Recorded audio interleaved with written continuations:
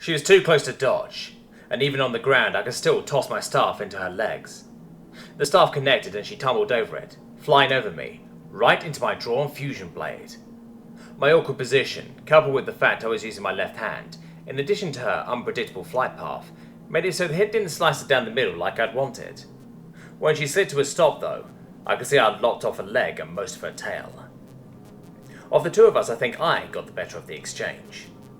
After we both lay there for several moments, I reminded myself that I still hadn't won. As much as I'd have liked to forego movement for the foreseeable future, I heaved myself to my one cooperating foot. Using the staff as a crutch, I looked around. I shouldn't have turned my back on Vaurigaud. Reminded me why I'd christened her thus, I felt a dull impact in my upper back. Pain soon blossomed in the same area. Stumbling, I wheeled around as fast as my dumpy leg allowed. My opponent, not as incapacitated as I had originally assumed, I flipped over to her other side, using the movement for a single dart. She must have been losing too much blood. She was losing it faster than me, and she had less overall, because when she came back into view, she was unconscious. I, on the other hand, was still very much awake, and now had a trickle of something wet down my back to worry about. I'm sure it was just sweat. Just sweat. I didn't have the time to worry about it, because the moment Vaurigaud collapsed, a flurry of action erupted from Vansel's dais. I couldn't hear what she was saying, but I got the idea that a flurry of orders were being dispersed.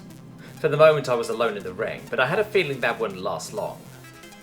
Glancing frantically around me, I found Ialva's window. Hoping it was the right one, I hobbled to the door closest to that window. I arrived just in time to hear a bar sliding into place on the other side. As if on cue, 2 lines of guards burst from both challenger entrances at either side of the ring.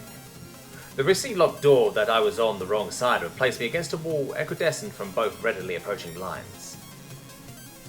A quick push confirming exactly what my ears had told me, my panic started rising. I glanced out at my twin blade.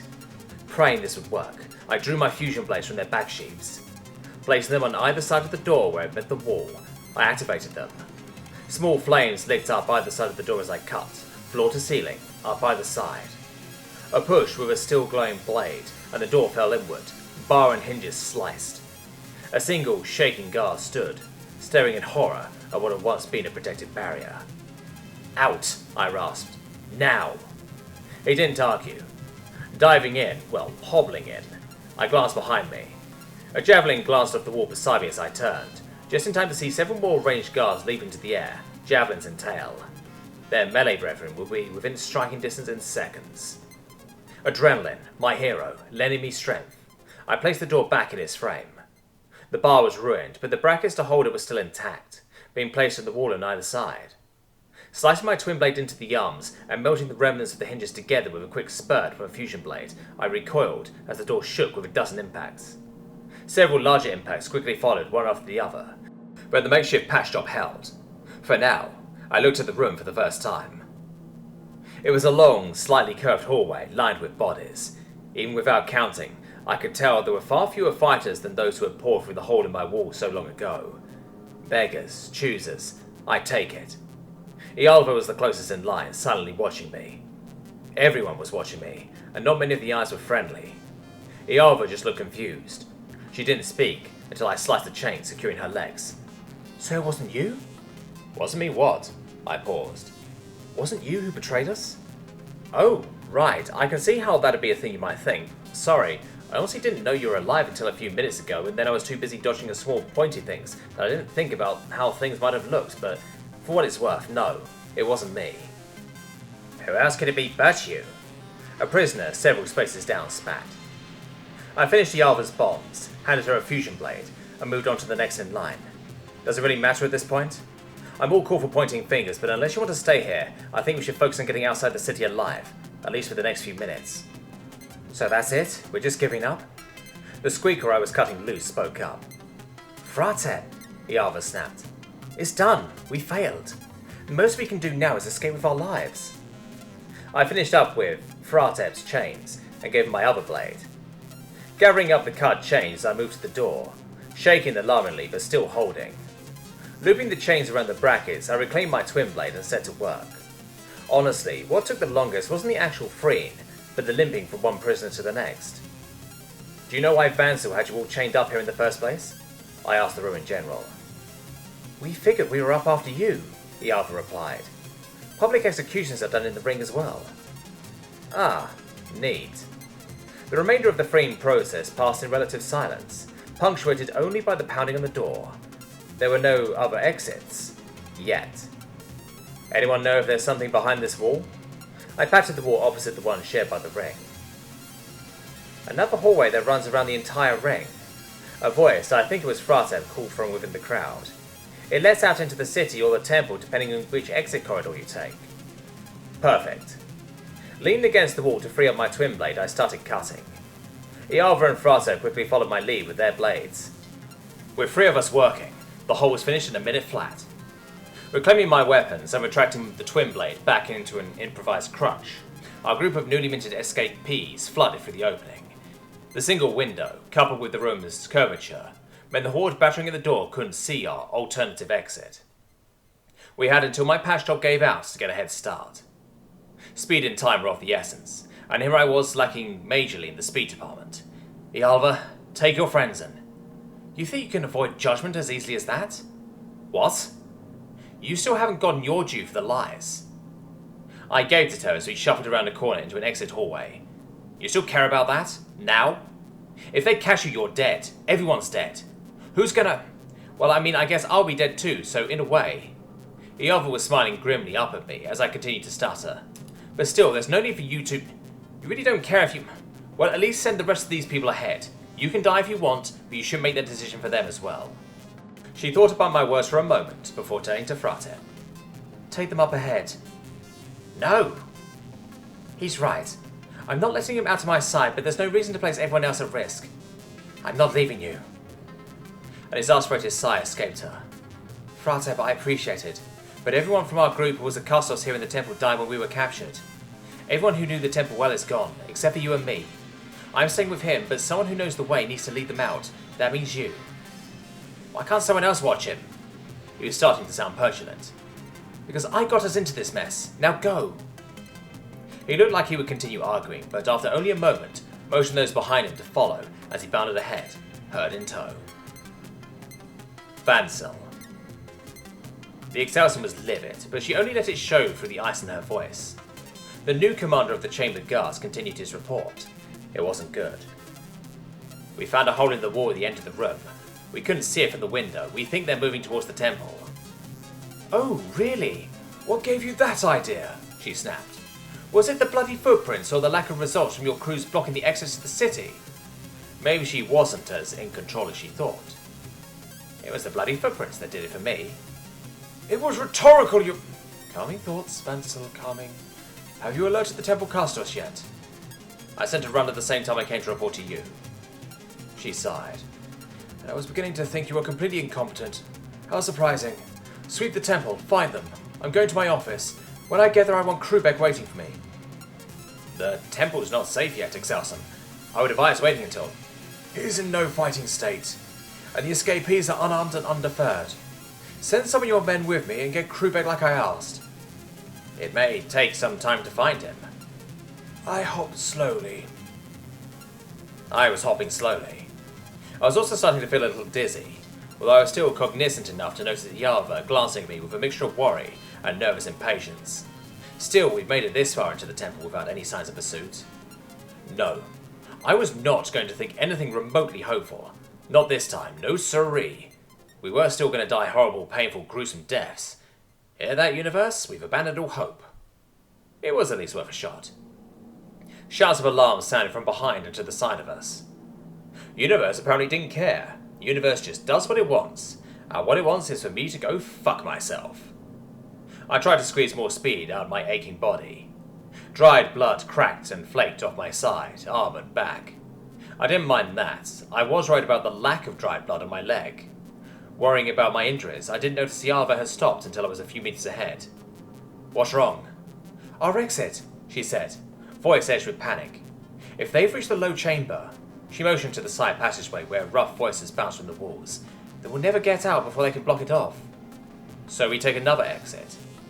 There are no other exits, not ones that lead directly out of the city. Then we go through the city. Like that'll end any differently. Even dizzy, I was starting to go frustrated. Well then, let's just sit here telling stories to each other as we wait for them to kill us, I was shouting. Taking a deep breath, I tried again. I don't know the area well enough, so I need you to think. We need a way out. I don't care how crazy it sounds, I can work with crazy. If you think it'll work, then I don't care if we have to dig our own exit. She snorted. Even Jablo couldn't dig fast enough to... I'm hoping you stop because you realise this Jablo can, in fact, dig. She spoke over me. Tunnels. Jablo said the temple has its own network of tunnels below the city. Then let's move. I don't know where the entrance is, he never told me. Oh, come on. You don't even have a guess? In my time as a custos, they never even mentioned them. So it wouldn't be somewhere public custos would be regularly posted. Huh? We've been standing still far too long for my liking. We're figuring out where the entrance is. If no one ever told you, then it's supposed to be a secret. But custos are stationed everywhere except during a challenge or in the Excelsum's chambers.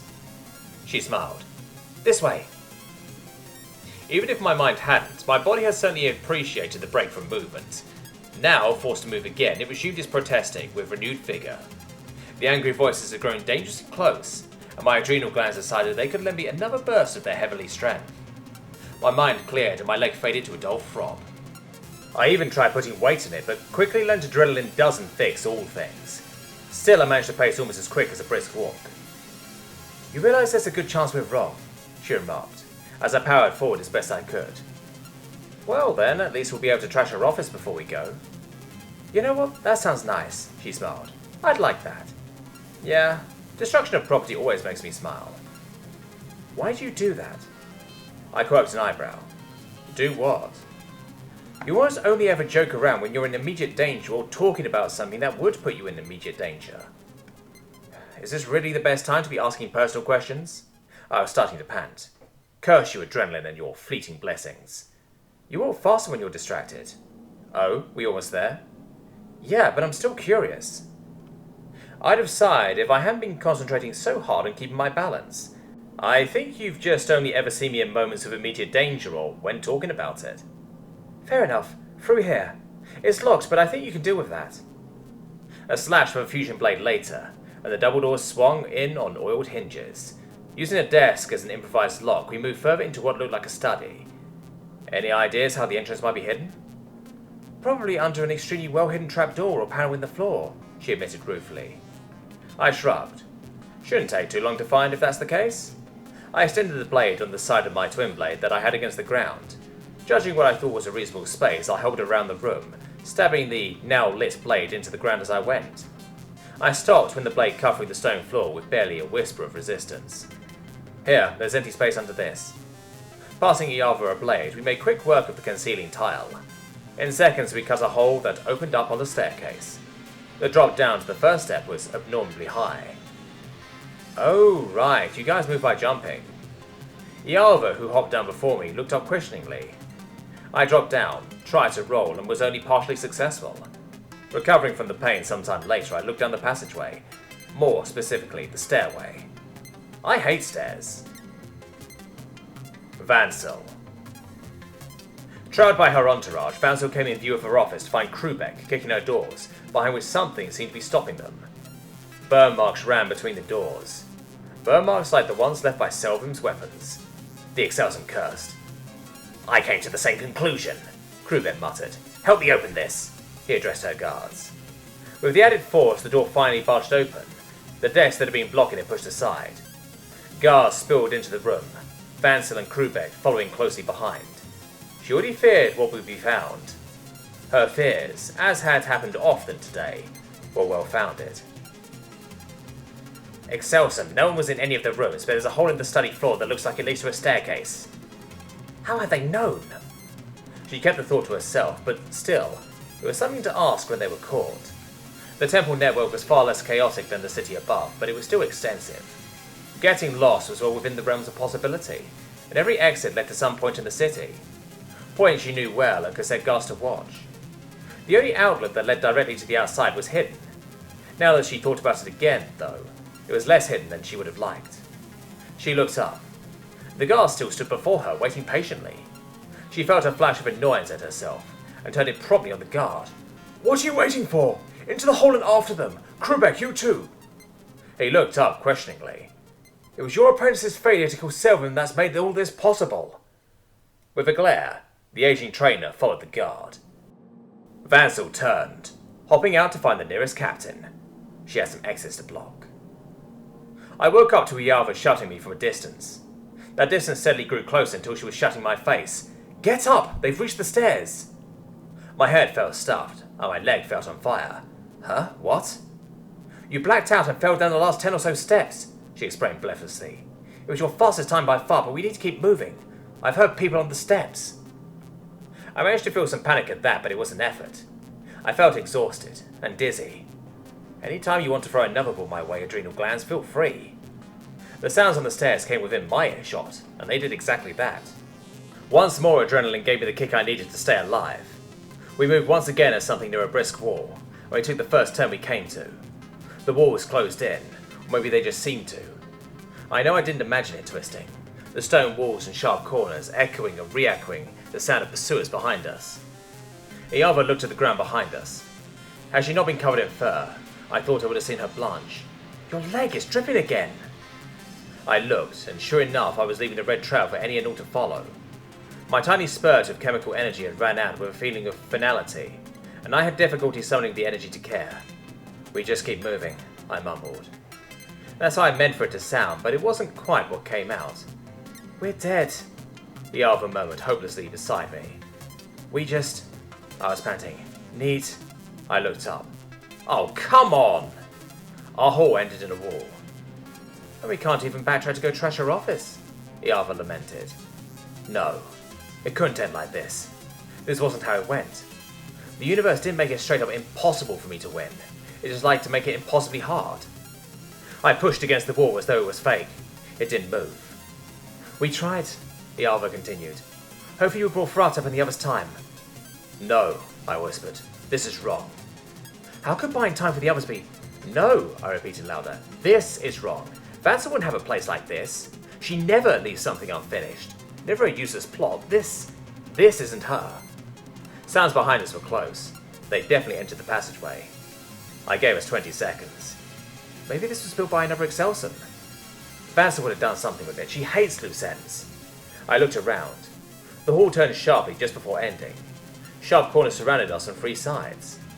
The one on my right looked the most likely. Help me push. I think she did all the pushing, but I showed her where to push. With obvious effort, Iava heaved at the wall I was forcibly leaned against. It shifted. 10 seconds. Iava's eyes bulged with the effort. I even managed to lean a little harder. The wall moved further, revealing darkness beyond. 5 seconds. Enough space existed that Iava and I slipped through. She started to push it back, but I grabbed her and pulled her deeper into the something. It was a room, but large.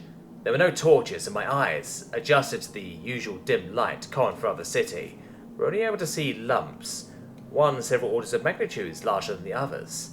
I moved to try to put that lump between us and the entrance. 10 seconds.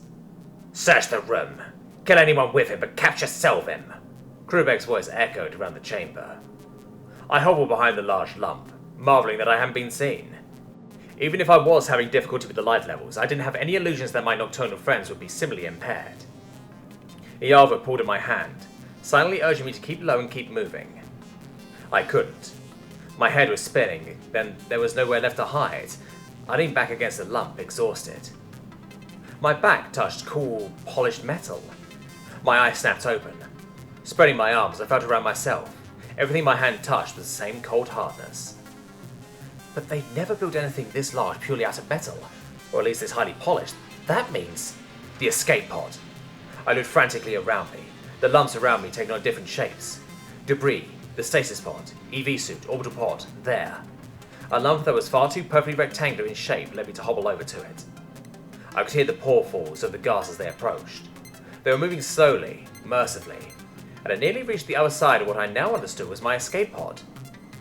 Figures Vance would have dug it up. The thought crossed my mind, but I was busy. I had been right, and the rectangular lump had been a table. My eyes were now adjusting, and I could make out the smaller objects arranged in a mess.